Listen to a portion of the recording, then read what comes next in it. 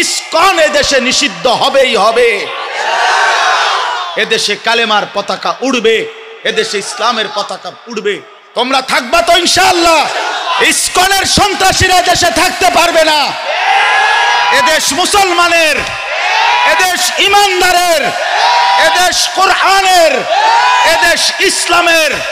আমরা চ্যালেঞ্জ করলাম ইন্ডিয়াকে, চ্যালেঞ্জ করলাম বেটা 110 কোটির বড়াই দেখাও বেটা। ইমানদারের সন্তান আছে ইনশাআল্লাহ, কলিজার খুনে। এই বাংলাদেশের জমিনে এত বিপুল পরিমাণ মুসলমান কিভাবে নিশ্চিহ্ন করে দিবে? ওইখান থেকে হিন্দুত্ববাদীরা হুঙ্কার ছাড়ে আমাদেরকে উড়াইয়ে দিবে। আমাদেরকে পেঁয়াজের খোটা দেয়, পেঁয়াজ, আলু, জানেন? ইন্ডিয়া থেকে আমাদেরকে ধমক দিচ্ছে, আমাদের পেঁয়াজ বন্ধ করে দিবে, আলু বন্ধ করে দিবে।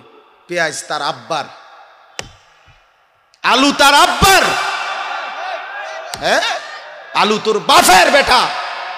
তোর ইন্ডিয়ার মধ্যে যেই ফসল উৎপন্ন হয় এটা তোর মোদি আব্বার এটা, তাইলে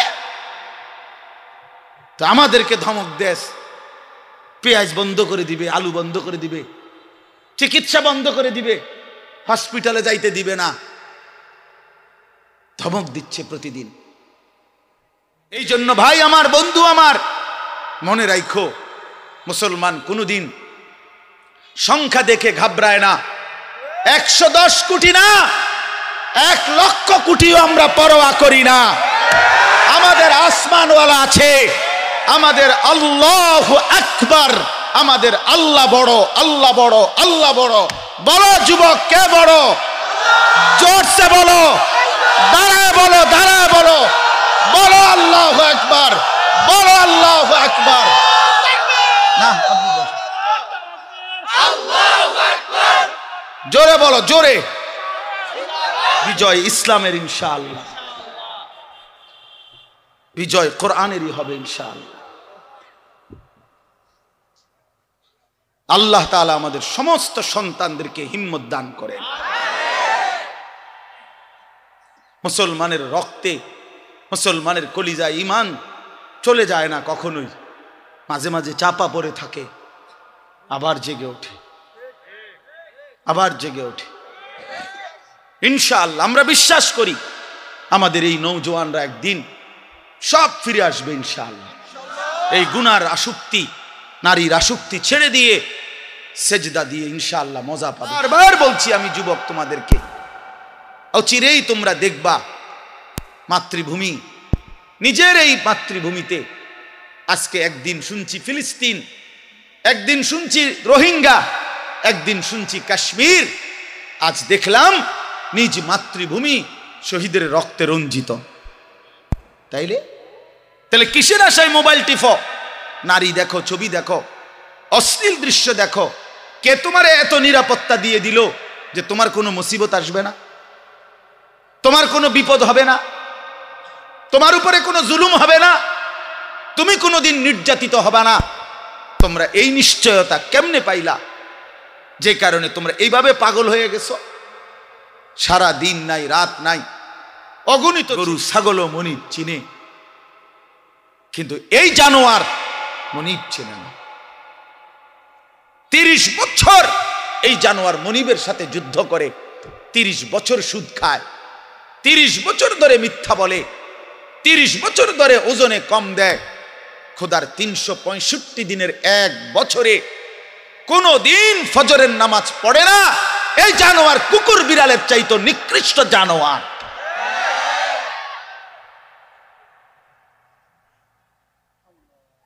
তো মানুষের বাচ্চা দূরে থাক, পরের খবর।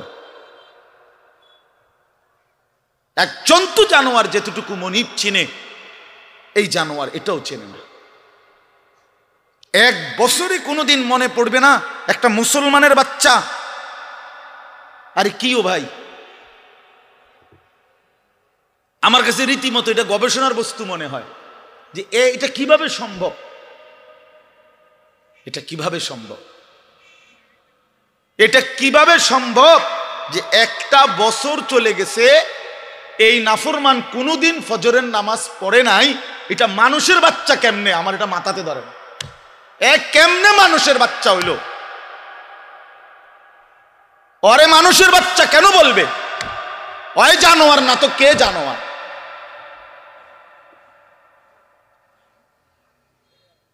বলেন, আল্লাহকে এতদিন ভুলে থাকা।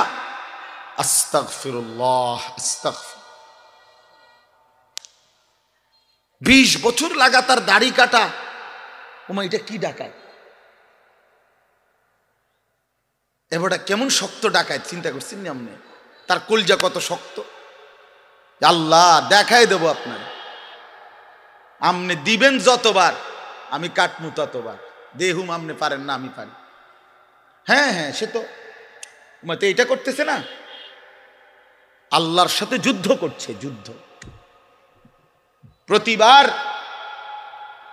যে দাড়ি কাটে তো প্রত্যেকবার আবার নতুন করে দেয়, দাড়ি গজায়। এটা কে দেয়? কথা বলেন না কেন? তো সে যে আবার কাটতেছে, তো কার উপরে কাটতেছে? সে কাকে বুঝাইতে চাচ্ছে যে আপনি দিতে পারেন কতবার, আমি কাটতে পারি কতবার, আমি দেখাই দেব। আপনি বলছেন সুদ হারাম, আমনে বুঝাই দেব। সুদ খাইয়া একবার মানে পুরা ফ্যামিলি বিল্ডিং এর বালুয়ে বালুয়ে, সিমেন্টে সিমেন্টে, ইটে ইটে, কনায় কনায় সুদের টাকা, কিস্তির টাকা, লোনের টাকা সামনে কিটতারেন, আমরা দেখাই দেব।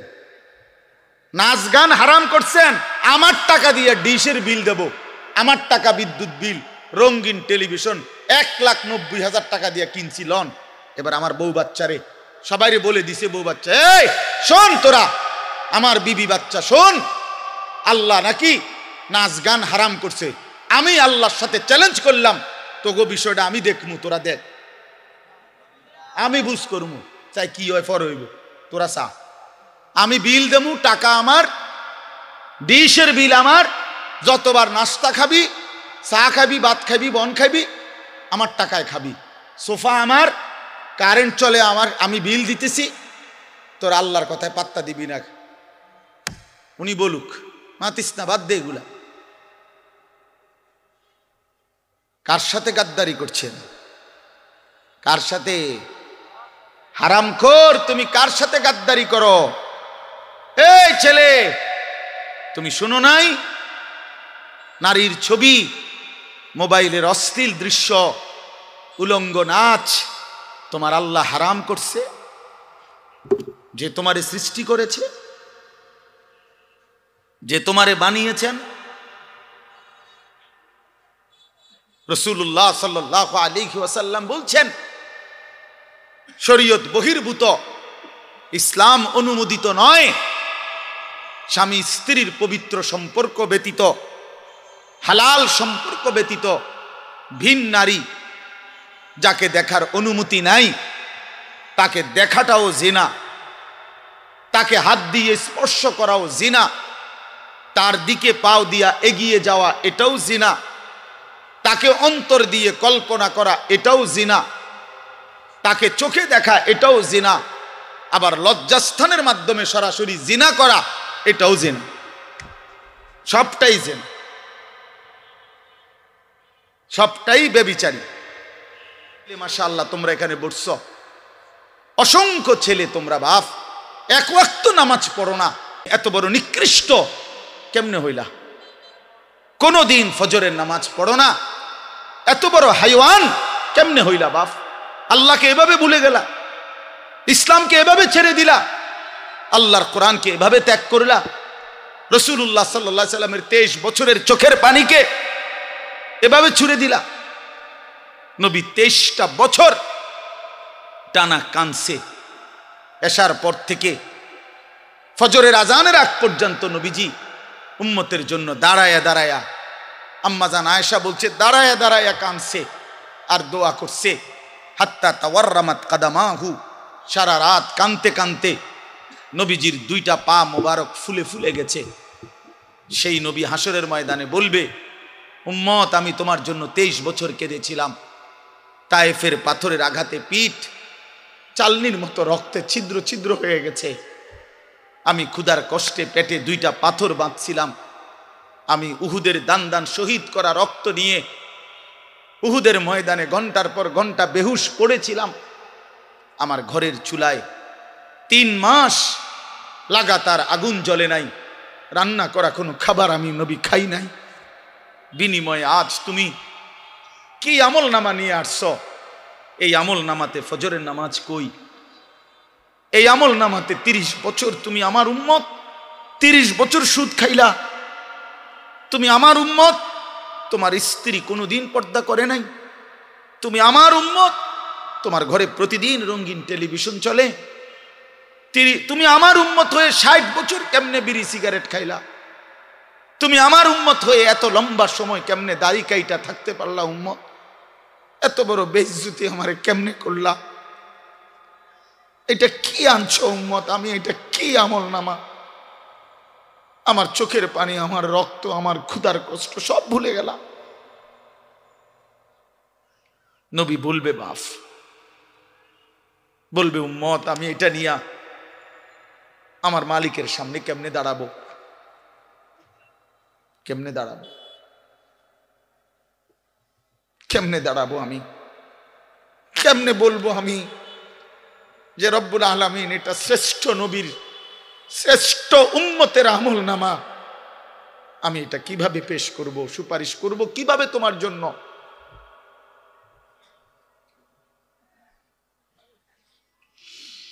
হায় মুসলমান, যেই দিলে আল্লাহর কোরআন নাই ওইটা গরু ছাগলের ঘর, ওইখানে মানুষ থাকে না। সেই দিলে মানুষ থাকে না, জন্তু জানোয়ার থাকে, সাপ বিচ্ছু থাকে। সেই দিলের মধ্যে চতুষ্পদ জন্তু জানোয়ার থাকে, মানুষ থাকে না। এই জন্য কোরআনুল কারীম বিহীন মানুষ হয় না, কোনো সিস্টেম নেই। সেজদা বিহীন মানুষ হয় না। যার মধ্যে সেজদা নাই ওই মানুষ না, সোজা কথা, ও মানুষ। উলাইকা কাল আনআম, সে চতুষ্পদ জন্তু অথবা তার চাইতে নিকৃষ্ট, মানে অথবা তার কোনো পরিচয়ই নেই। চতুষ্পদ জন্তু তো একটা লেভেল হইছে, তো গরু ছাগল না, গরু ছাগলও না, তো বলে কি না কিও না, বুঝেন না আপনি কথা? আপনি যদি বলেন যে এ তো গরু ছাগলও না, তাহলে হেতে কি না, হেতে কিও না, কিচ্ছুই না, কিছুই নাই। এটা মানুষও না, জানোয়ারও না, প্লাস্টিকও না, হাফ প্যান্টও না, এটা কিচ্ছু না, একটু ফালতু জিনিস। হ্যাঁ, যে দিল আল্লাহকে নিয়ে ভাবে না, যেই কান আল্লাহর কথা শোনে না, যেই চোখ আল্লাহর কালাম, আল্লাহর ঘর, আল্লাহর কুদরতের চারদিকে নিদর্শন দেখে না, বিশ্বাস করেন ছেলেরা, তোমরাও বিশ্বাস করো, উলাইকা কাল আনআম, আল্লাহ বলছে ওরা শুধুই কেবল জানোয়ার, জানোয়ার, জানোয়ার, এরা জানোয়ার। বাল হুম আদাল, বরং তার চাইতে নিকৃষ্ট, তার চাইতে নিকৃষ্ট এটা। অতএব যে কপালে সেজদা নাই ওই কোনো মানুষ না,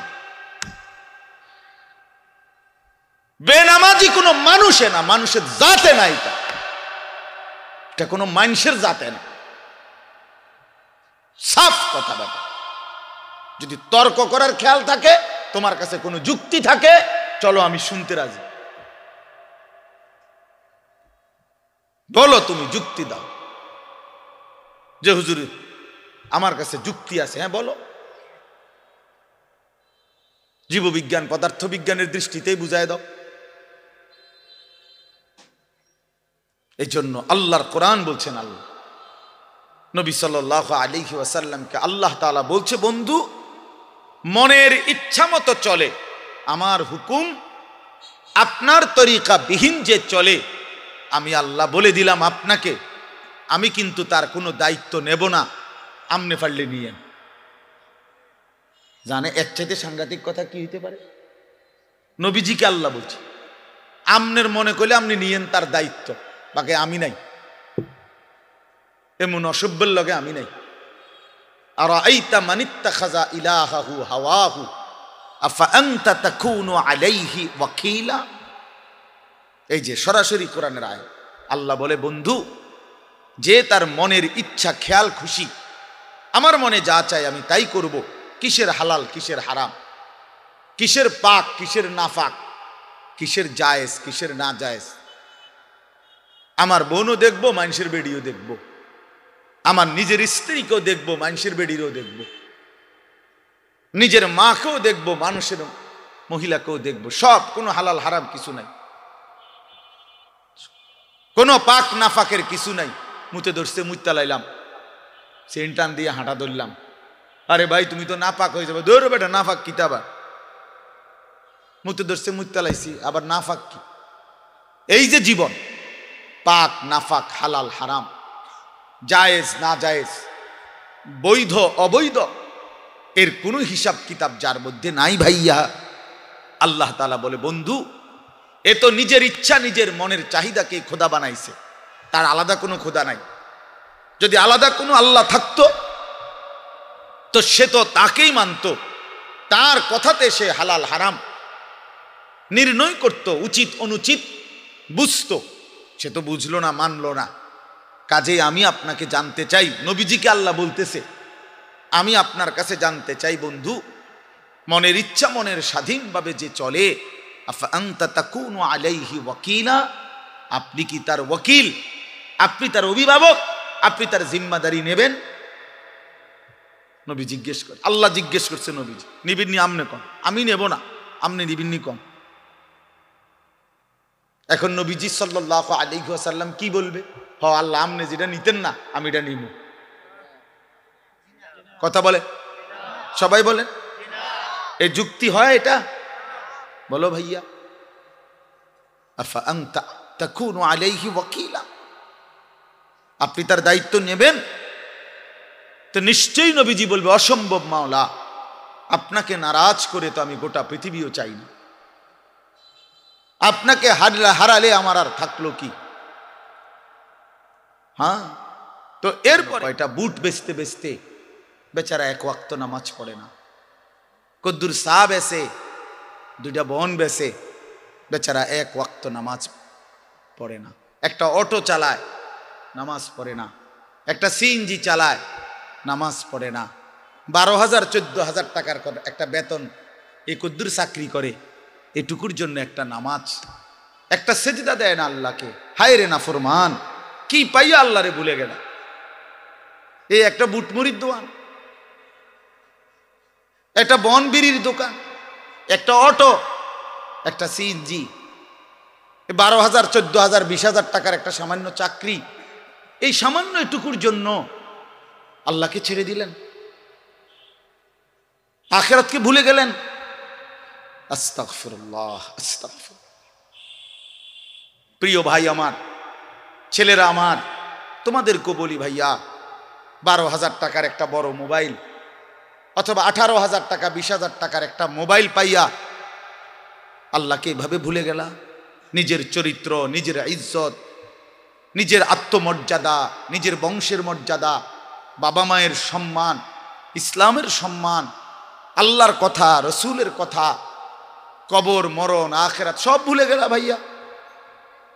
এই মাত্র 20,000 টাকার কাছে এভাবে হারিয়ে গেলা, এভাবে চরিত্রহীন হয়ে গেলা। সারা দিন নাই রাত নাই, আমাদের ছেলেগুলোর দিকে তাকাইলে মায়া হয়। সারাটা দিন হাঁটে বসে চলে ফিরে, শুধু মোবাইল, শুধু মোবাইল, শুধু মোবাইল, শুধু রাতকে রাত, সারা রাত। ওই দেখেন ওই অপদার্থ কি করে, দেখেন, দেখছেন, দেখছেন ভাই কি পরিমাণ অপদার্থ, দেখেন কি পরিমাণ বেহায়া। চিন্তা করছেন? হ্যাঁ, এইটাই জীবন। কিসের ইসলাম? কে বলে কি বলে? আমার মোবাইল, আমি আছি, আমার মোবাইল আছে, এমবি আছে, চার্জ আছে, খালাস। আর কি, আর কি বলে? এই অসভ্যতার শেষ কোথায়? এই নোংরামির শেষ কোথায় বলেন? আমাদের এই প্রজন্ম গিয়ে থামবে কোথায়? 12 বছর 14 বছরের ছেলে যদি দিন রাত এভাবে মোবাইল ব্যবহার করে, তার ভবিষ্যৎ কি? তার আগামীর সম্ভাবনা কি? আগামীর পরিণতি কি বাপ? আপনারা যারা বাবারা এই যে সন্তানগুলো রেখে যাচ্ছেন, এদের ভবিষ্যৎ কি? যে একটা ওয়াক্ত নামাজ পড়ে না, যে আল্লাহর কোরআন পড়ে না। আল্লাহ আমাদেরকে বুঝ দান করেন। যে না ব্যভিচারের কাছেও যেও না, এটা শুনো, বড় বড় বেশি অশ্লীলতা এবং অত্যন্ত মন্দ রাস্তা। এই পথ তুমি মারাইও না বান্দা। এই নারীর ফান্দে পইরো না, এই নারীর লোভে পইরো না, নারীর ছবিতে নিজেকে ফাঁসায় দিও না, নারীর নাচে নিজেকে হারায় দিও না। এটা বড় মন্দ রাস্তা। নবী সাল্লাল্লাহু আলাইহি সাল্লাম বলছে, ফাত্তাকুদ দুনিয়া ওয়াত্তাকুন নিসা। আমার উম্মত, দুনিয়ার মুসিবত, দুনিয়ার ধোঁকা, এর থেকে বেঁচে থাকো, নারীর ধোঁকা থেকে বেঁচে থাকো। নর্তকীর হাসি ওই হাসি না, ও তো জাহান্নামের আগুন। বেপর্দা নারীর অঙ্গভঙ্গি, এ তো অঙ্গভঙ্গি না দোস্ত, ছেলেরা, এ তো জাহান্নামের আগুন। ওই পাউডার ফেয়ার এন্ড লাভলি তো আগুন, আগুন ছাড়ার কিছু না। বেহায়া বেপর্দা নারী তো তোমারে আগুনের মধ্যেই ফেলে দিল, জাহান্নামেই ফেলে দিল।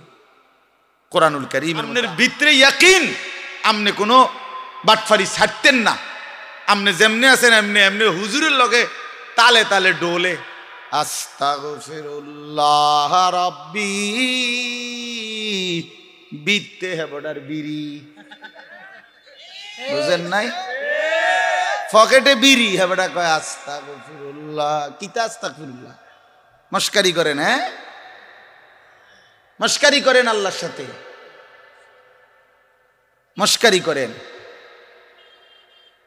ভিতরে হারাম পুরা।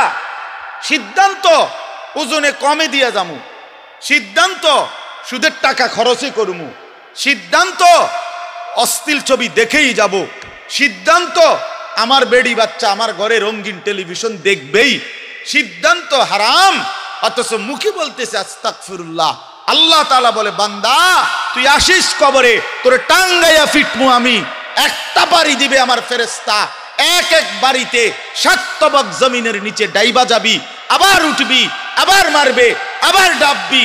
এভাবে কিয়ামত পর্যন্ত আমার একজন ফেরেশতা, যে অন্ধ, যে কানে শুনে না, যে কথা বলতে জানে না, বোবা বধির অন্ধ সাহাবীকে দিয়ে আমি তোরে কবরে কিয়ামত পর্যন্ত তোরে লোহার মুগুর, লোহার গুর্জ দিয়ে আঘাত করতে থাকবো। বান্দা তুমি আমারে কি মনে করছো? হ্যাঁ, ওয়ায়ুদরাবু লাহু বিমিতরাকাতিম মিন হাদিদ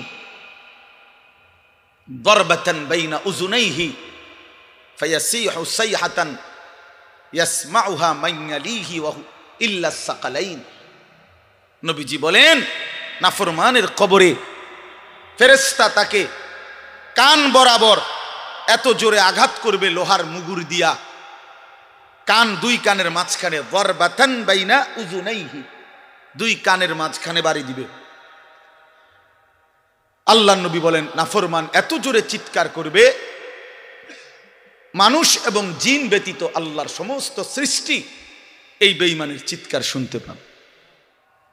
কোরআন তেলাওয়াত করতে পারে না, একেবারে দেখে দেখেও আল্লাহর কোরআন পড়তে পারে না, এটা ফালতু মুসলমান, একদম ফালতু লোক, এটা বাজে মানুষ, এটা আকামলা লোক, এটা বাদ কতটি খায় আর ঘুম যায়।